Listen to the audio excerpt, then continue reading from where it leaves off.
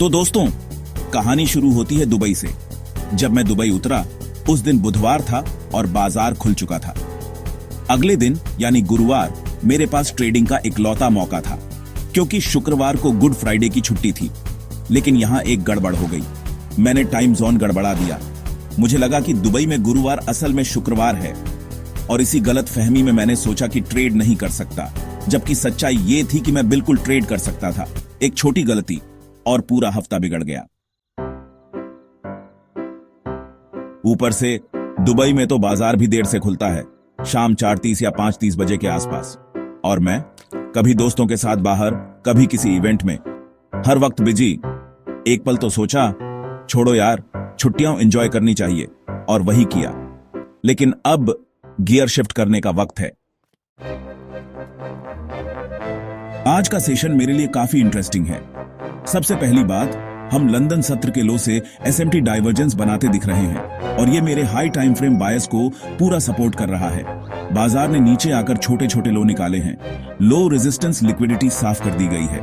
हो सकता है थोड़ा और नीचे आए, कोई दिक्कत नहीं, लेकिन बड़ा खेल तो ऊपर है। नैस्डैक पर बाजार खुलने से पहले ही हमने लंदन सत्र के लो निकाल लिए थे, लेकिन S&P 500 पर अभी भी एक लो बचा है, और वहीं से हमें अगला बड़ा मूव मिल सकता है। टारगेट की बात करें तो आज सेशन के हाई पर इक्वल हाइज बन रहे हैं, और वही आज का सबसे क्लियर, सबसे आसान अट्रैक्शन है। और हां, जो लोग कमेंट्स में पूछ रहे थे ये छोटी छोटी लाल और नीली लाइनें क्या हैं, तो भाई ये मेरी खुद की सेशन मार्किंग्स हैं, जो मैं हर दिन के लिए तैयार करता हूं। चलिए अब देखते हैं आज मार्केट हमें कहां लेकर जाता है। हाई और लो इंडिकेटर्स हैं, इसलिए मुझे इन्हें मैन्युअली मार्क करने की जरूरत नहीं है। मुझे पता है कि मैं इन्हें कहां मार्क करता, लेकिन ये ऑटोमेटिकली एशियन सत्र का हाई, लंदन सत्र का हाई, एशियन सत्र का लो और लंदन सत्र का लो मार्क कर देता है।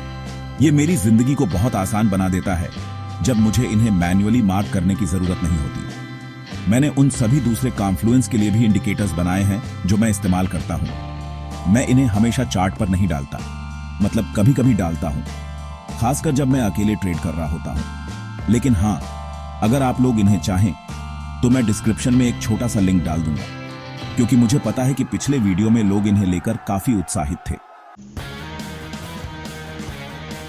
तो हां, इन लो से शुरू करते हुए एसएमटी डाइवर्जेंस शुरू होता है। यहां हमने इन लंदन सत्र के लो को क्लियर किया, और अब ऐसा लगता है कि हम थोड़ा ऊपर की ओर बढ़ना चाहते हैं। यहां कुछ मजबूत दबाव है, जरूरी नहीं कि प्रतिरोध हो। यह संकेत दे रहा है कि हम शायद इन हाइज को तोड़कर फिर इन लो को क्लियर करने के लिए रिवर्स हो सकते हैं। अगर हम उच्च टाइम फ्रेम पर देखें तो आखिरकार हम इस डाउनवर्ड मूव से बाहर निकल चुके हैं और इन हाइज के ऊपर गए हैं। व्यक्तिगत रूप से मुझे लगता है कि हमें आज इस मजबूत अपवर्ड मूव को जारी रखना चाहिए, खासकर क्योंकि हम पहले ही पिछली एक्सपेंशन मूव के ऊपर निकल चुके हैं। तो अगर हम इसे उच्च टाइम फ्रेम पर देखें तो यह मूव एक्सपेंशन है, जिसके बाद एक रिट्रेसमेंट आता है। आदर्श रूप से एक्सपेंशन ऊपरी दिशा में जारी रहेगा, यहां तक कि यह छोटा सा पुश भी हाइज के ऊपर जाना मायने रखता है।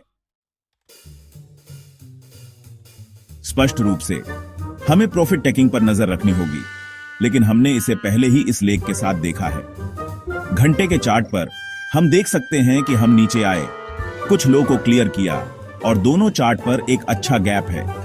मुझे यह कोई आपत्ति नहीं है कि प्राइस इसे भरने के लिए नीचे आ सकता है, लेकिन मेरे लिए बेहतर लक्ष्य ये हाइज हैं, क्योंकि ये समान सत्र के हाइज हैं। इसके अलावा अगर हम मिडनाइट ओपन को देखें, मिडनाइट ओपन यहां है, हम इसके ऊपर गए, फिर नीचे की ओर मैनिपुलेट किया, लेकिन मैं चाहता हूं कि प्राइस कम से कम उस क्षेत्र में वापस आकर पहुंचे। मुझे पता है कि यहां गैप है, लेकिन मुझे लगता है कि हम बिना नीचे जाए और सारी लो रेजिस्टेंस लिक्विडिटी को क्लियर किए बिना ऊपर जा सकते हैं।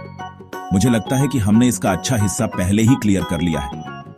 हां, ये लो यहां लो रेजिस्टेंस लिक्विडिटी को दर्शाते हैं, जिसे हम लक्ष्य कर सकते हैं, लेकिन हमें बस आराम से बैठकर यह देखना होगा कि बाजार क्या करना चाहता है।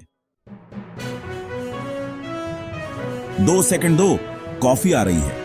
मजाक कर रहा हूं, ये लगभग 5 मिनट दूर है, अब 4 मिनट। तो हम देखेंगे कि बाजार क्या करना चाहता है। अगर आप लोग इस तरह के वीडियो स्ट्रीमिंग के मुकाबले पसंद करते हैं तो मुझे बताएं। मुझे पता है कि मैं अभी स्ट्रीम नहीं कर रहा हूं क्योंकि मैं यात्रा पर हूं।